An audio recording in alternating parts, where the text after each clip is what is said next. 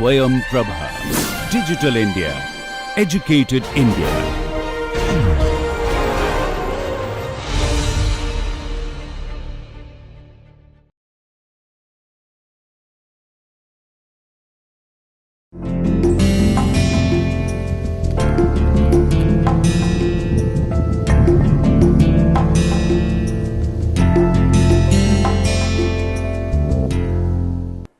Hello, welcome to Basics of Noise and its Measurement. In the last lecture, we had discussed this concept of octave bands and explained that having and using these industry standard, internationally accepted definitions of octave band is useful, and it helps compare our results with other results which have been generated elsewhere, so that we have a common language for communication, at least in context of noise. So that's what we had discussed in the last class. Now what we will do today is continue that discussion forward, and specifically what we will do today is to learn how to calculate results for octave bands. Okay, so what do I mean by that? So we'll discuss octave band analysis, and what I mean by that is that suppose this is my time axis and this is my let's say pressure as a function of time, and when I take my data using data acquisition system and a microphone and all that stuff, I may get some curve. Okay, and what is my goal? My goal, so this is my input, and my goal is to report results in, let's say, octave bands.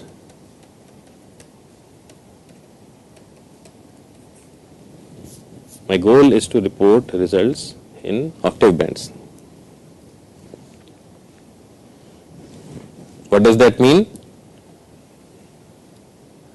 What it means is that on my frequency axis, which will be in hertz,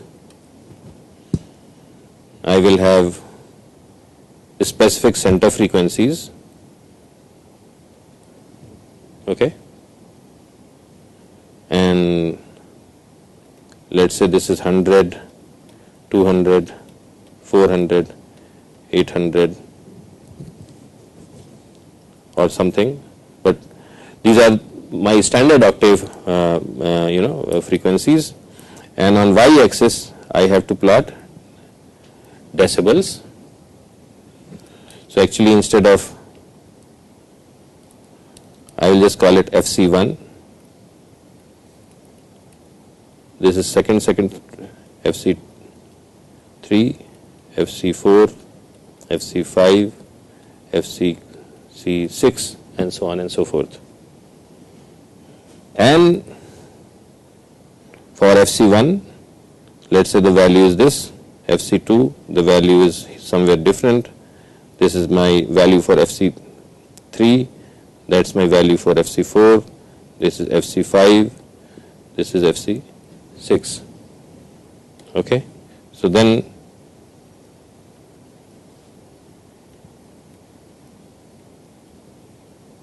and I'm going to connect these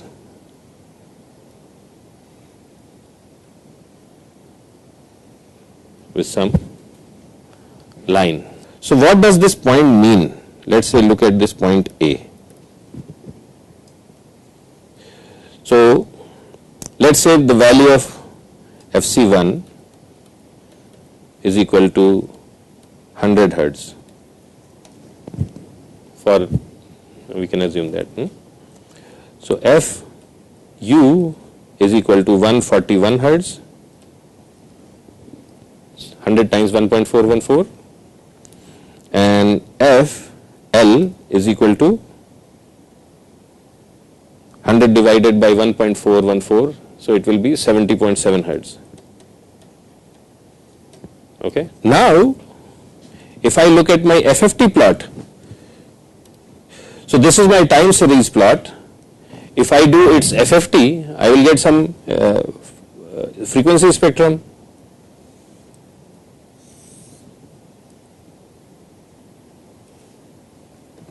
So this is my FFT plot. This is not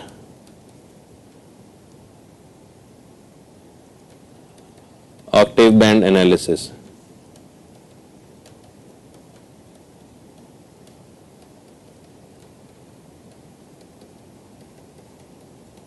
This is not that. Okay. So in my FFT plot, what will I have? It will have some pressures, but they will be a function of frequency. And how do we get that? We use this DFT, we calculate xk, we convert that xk into the amplitude, right, by dividing it by n and then taking the magnitude of that. So that is the actual magnitude, right, because it will have a phase component and a magnitude. So what I am plotting is pk for different frequencies. Okay. So I may have all sorts of values, and there will be thousands of values.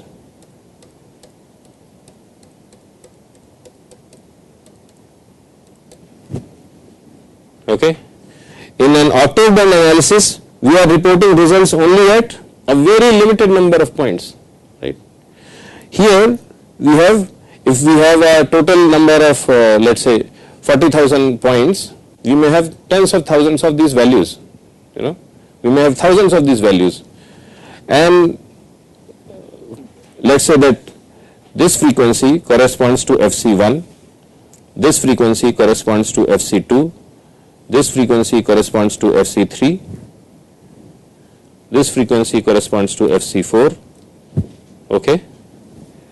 So when I do an octave band representation, I don't use this point to plot on this graph. This point A is not same as point B. Okay. A is not same as B. That's not what I am interested in. What I am interested in is that so this is FC1 and there may be some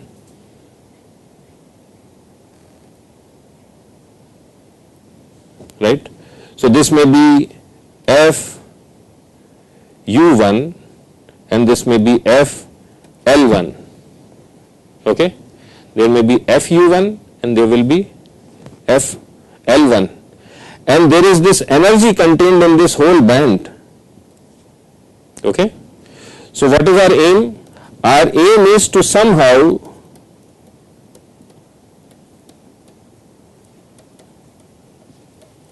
translate this energy in FL1 to FU1 band, convert it into some pressure number,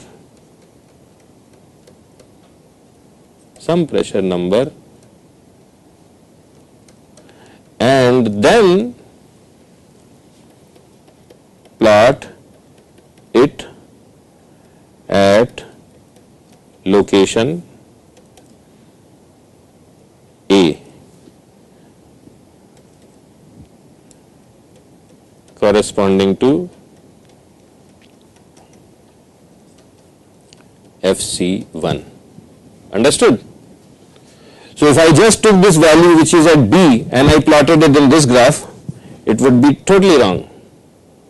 What I have to do is I have to see this band, see what all points are there. Maybe there are 600 points or 1000 points in that band.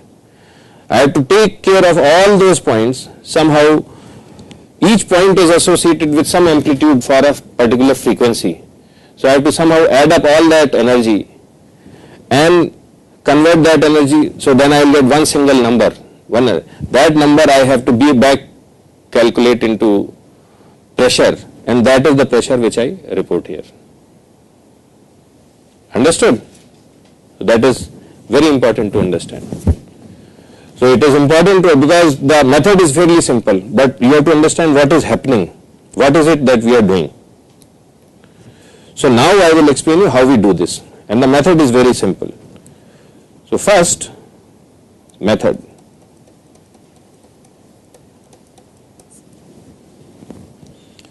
So first is get data, PT. So this is pressure as a function of time. This is in time domain.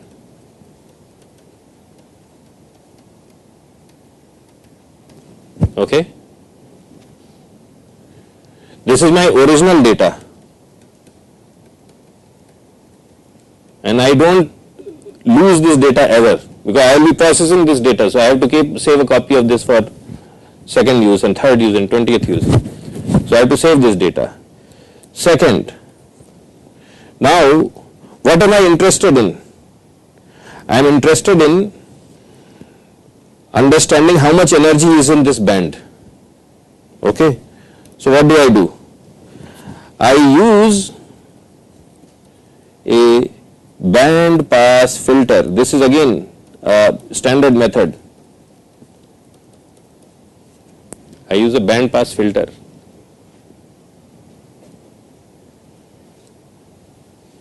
Corresponding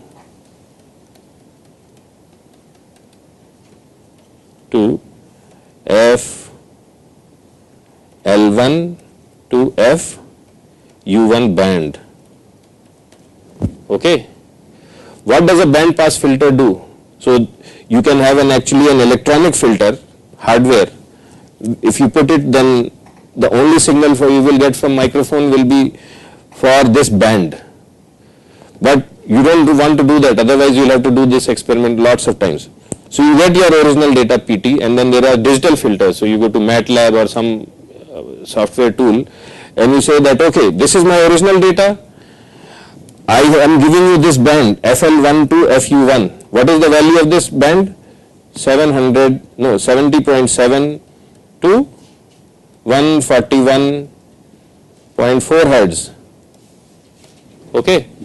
So I give this to MATLAB and I say, please use this band pass filter corresponding to this band and give me the revised values of PT. Okay.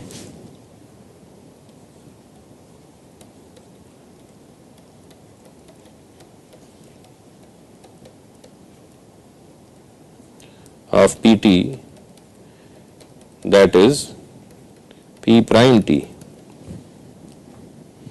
So what have we done through this filtering method?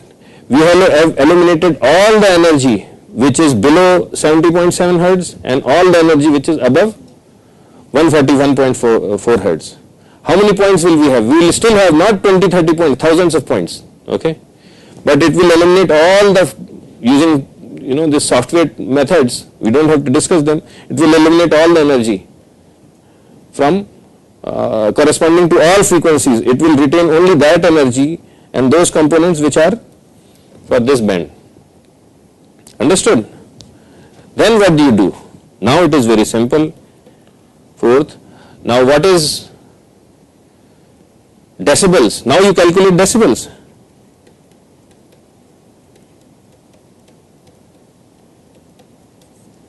dB equals 20 log of 10 P RMS by P ref.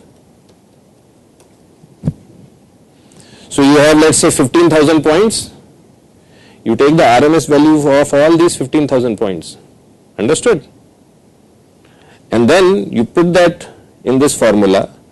So this P RMS is from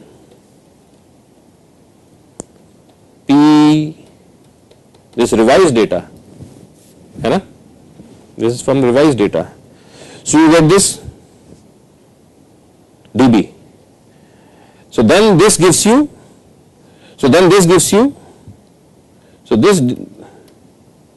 this this gives you this value, A. So here you are putting in decibels, so here you get this A. So what have you done? You have right now done only for that band. Now you have to calculate for the next point. So how do? You go back, so you this thing, PRMS, so you calculate dB for point A, this is fifth. Then you go to the next point. To the next point, you again have to refer to the original data. You don't destroy that original data. And then what do? For the next point, your band will be shifted. So it will be 141.4 times 2, 282.4. And then again you apply the band pass filter. You have energy only for that. Take the RMS, plot it there. So when you do this octave analysis, you don't have a phase plot and a magnitude. You only get the energy, which is magnitude, right? Because that is what you cannot calculate phase, because all frequencies are clubbed into one single number. So there is no such thing as phase. It's irrelevant. So this is what you do. Okay? So here we don't use FFT in this context. If you use FFT and you pick up point B, this will be totally different, because this value will be extremely less, because see, the energy is distributed among thousands of points. So this value will be extremely small if you calculated decibels. What you are interested in is adding up all the energy in this thing. Okay? So this is how you do it.